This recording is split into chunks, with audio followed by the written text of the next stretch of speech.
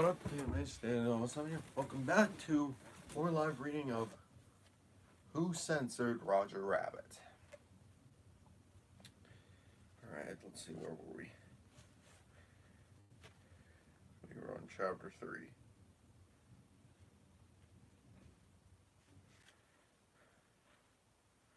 Chapter 3.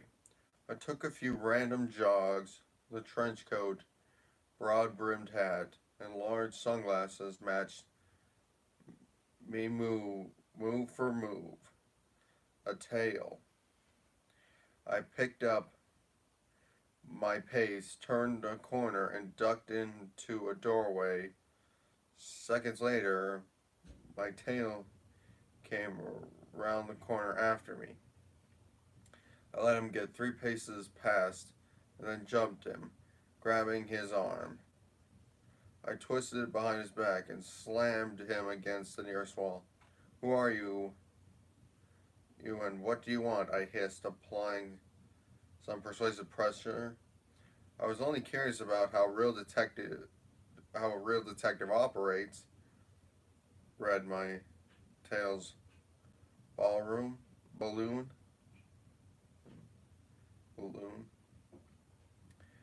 I just thought I'd tag along, kind of observe from a distance. I'm sorry if I fouled up your modus operandi. Hat. Exposing a set of carefully cordoned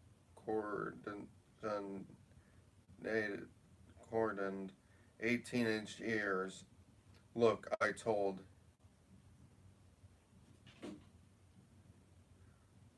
the rabbit, hunting the hat against his concave chest. "When I have something worthwhile to report, I'll get in touch. Otherwise, you stay away from me. Clear?" The rabbit smoothed up his ears. However, the left one sprang back into a tight clamp, giving his head the lopsided appearance. With his ear, fiddled with his sunglasses, fiddled with the buttons on his trench coat, until finally he ran out of externals. He began to fiddle with his soul. My entire life, I've wanted to be a detective. Sure, him and 10 million others. Toon mystery strips suckered them into believing that knights errant always won. If I go 1 for 10, forget it, I said. Besides, I'm not so sure how much longer I'm going to stay on this case. I reported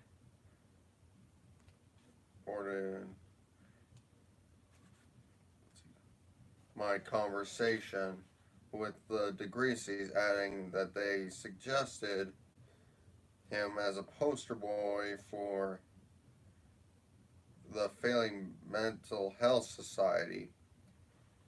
He took it in stride. "I never said they put me in writing that bit about me getting my own strip," he countered. "They made the offer verbally, and Rocco repeated it several times since. Anybody besides you even hear him?" "Sure," he said once at a photo session in front of baby Herman and Carol Masters, my photographer. "Just ask them. They'll remember. As for my being crazy, yes, I see a psychiatrist, but so do half the toons in the business. that hardly qualifies me as a full-blown loony. I don't know, I said, figuring to cut it off here. The whole mess sounds like a job for a lawyer. Please, the rabbit begged. Stick with it. I'll double your fee. Such persuasive words. All right, you double my fee, and I'll stay on your case. I turned and walked away. The rabbit plopped his hat into the chasm between his ears and bounded after me, hopping so fast that his balloon words whipped across the top of his head. Snapped loose with sharp pings at the base of his neck and bounced off across the sidewalk. Let me help you, he said when he caught up with me. It would mean a great deal to me. Please! No way, I said flatly. I work alone. Always have. Always will. Call me rude, but I say what I mean. If people want sympathy, let them see a priest. At least he got the message. He did an abrupt about face and shambled away.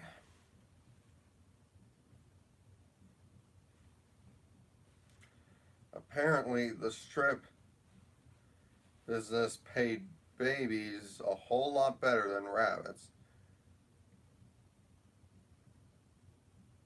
Baby Herman lived in an honest-to-God balconied,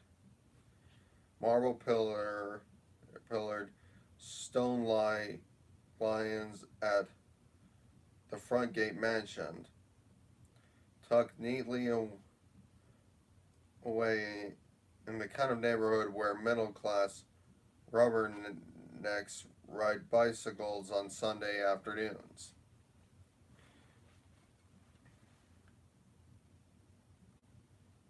His place covered nearly enough land to qualify for statehood. The house proper sat far back on the property. A jumbo herd of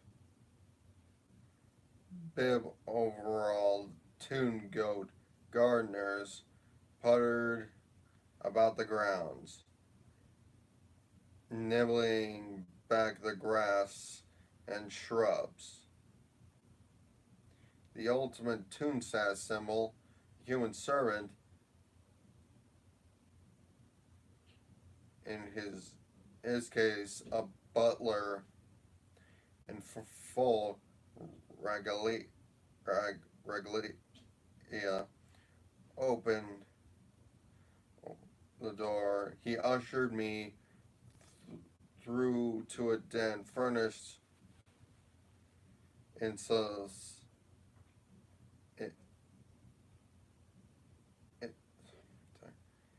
sophisticated playpen.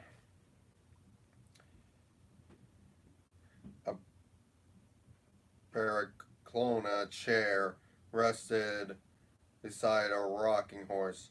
Abstract metal sculptures straddled wobbly towers of alphabet blocks. A fine post-impressionistic painting hung just above a wooden peg supporting a tatty security blanket.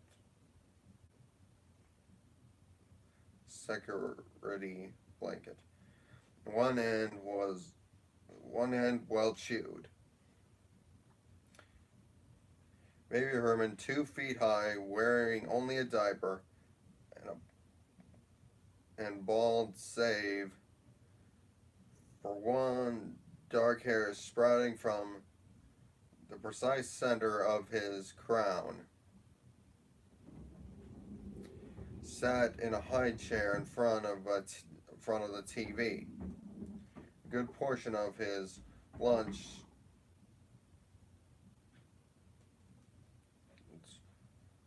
strained peas, pureed beef, and applesauce still clung to his chin and to the tray in front of him. He was watching his own show, giggling happily every time one of his tinfoils took a clot to the chops. The butler announced me as Eddie Valiant, a private investigator representing Rodger Rabbit, then left me and baby Herman alone. I have no I had no idea how to proceed. I didn't have much of a way with kids. They generally react to me as they would to the man who shot Bambi's mother. On the TV screen, a tuxedoed raccoon struggled vainly to extricate himself from the inside of a trombone. Baby Herman laughed uproariously and pounded his tray with a silver spoon, splattering the front of my coat with a fine layer of goo. I steeled myself for a long, hard afternoon. Just then, the butler returned, bearing a big cigar box full of robust Havanas. I helped myself, and so, to my surprise, did baby Herman. Kinda young for that stuff, aren't you? I asked. Ha ha. Appeared over baby Herman's head in the lettering style found on a preschooler's handmade valentine. He lit up and exhaled a cloud that would have done credit to a locomotive. That's rich. Just how old do you think I am? When he turned his head so I could examine his profile, he almost twisted his word balloon around 180 degrees, thus flopping his words into mirror images of themselves. I never play guessing games. Come on. Just this once try. Sorry. Okay, I'll tell you anyway. Baby Herman unsnapped his tray and climbed to the floor where he stood, puffing his cigar.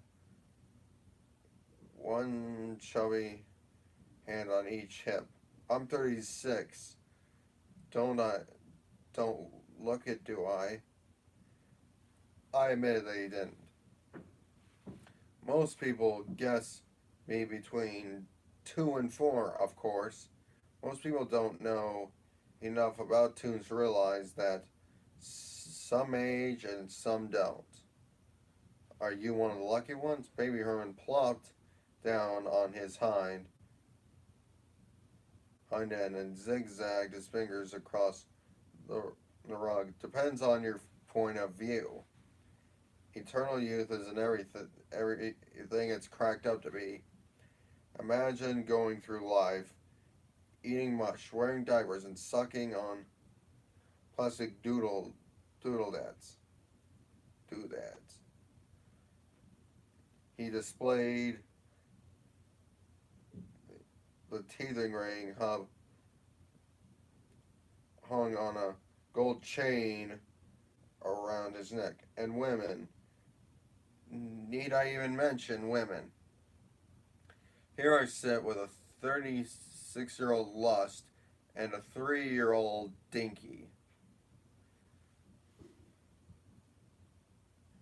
He climbed aboard his rocking horse and began a bouncy journey to nowhere.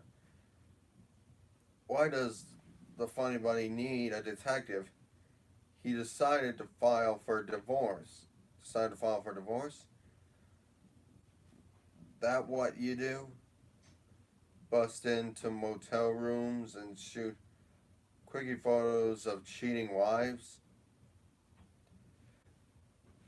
And obscure music encased in a fluffy cherub, cherubic balloon floated above the kid's head. It bobbled around playfully a while before implanting itself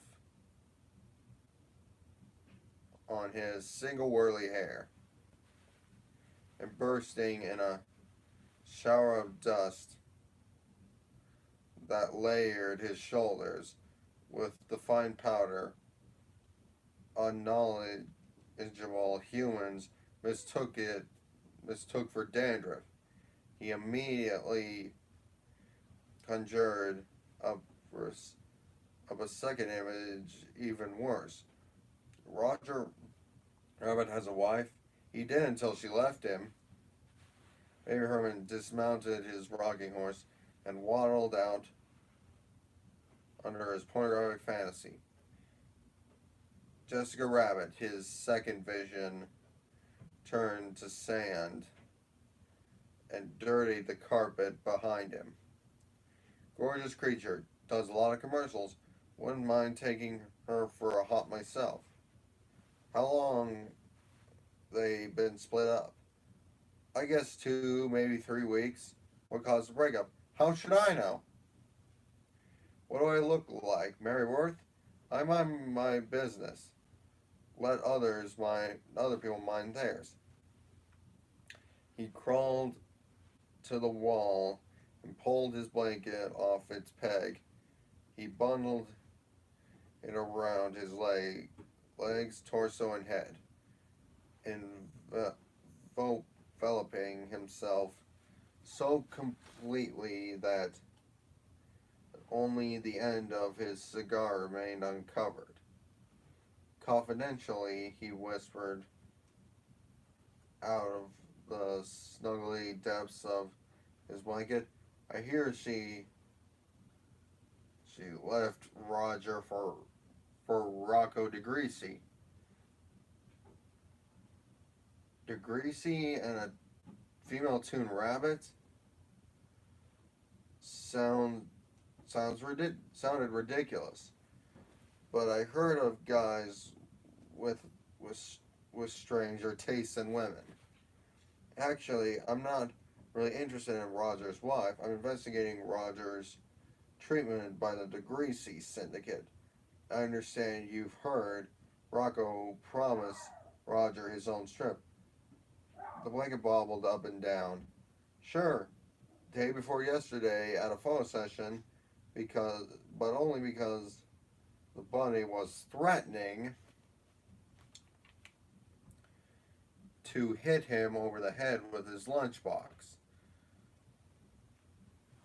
It was the first time they met since Rodger's marital breakup. Rodger accused Rocco of putting pressure on Jessica to leave him. Rocco denied it, and Rodger went for him. Carol Masters, our photographer, jumped in between them and kept them apart. Rocco came up with that bit about giving Rodger his own strip to mainly cool him off. But it didn't work. I never saw Rodger so riled. He kept threatening to kill Rocco. Can you imagine that coming from a pussycat like Rodger Rabbit? After Carol finally got Rodger calm down, Rocco offered to drive him home. He suggested they sit down there and discuss their differences rationally until they had them all worked out. A fair and classy guy, that Rocco. Anybody else would have canned Rodger on the spot. Did Rodger and Rocco leave together? No, Rodger stormed out of the studio in a huff. Darned and darned inconsiderate of him. We had half a day's shooting left that we had to cancel. Threw my feeding and nap time schedule into a completely tizzy. So Rocco wasn't serious when he offered Rodger his own strip. Nope, Rocco was scared, plain and simple. When Rodger threatened to kill him, I believe he meant it, and Rocco believed it too. The butler entered and gave the lumpy blanket a courtly bow. Don't forget about your 2 o'clock photo session, sir. Right. Baby Herman unwrapped himself and stood. I'm doing some baby food spots. He ground his cigar out on the rug. I sold 8 million jars of that junk last year. My wholesome image. He extended his pudgy arms to Eddie. Carry me to my limousine. Outside, I set him into an infant seat, strapped in the right front bucket of a white Mercedes. Hey, detective, said Baby Herman as I shut the door. I like you. You come back sometime, and we'll have us a party. I'll supply the funny hats, the cake, and the noisemakers. You supply the broads. Just make sure they go for younger men. Baby Herman waved bye-bye, and his Mercedes pulled away. I think that's good enough for today. 2 chapters is good enough. Alright, see you next time.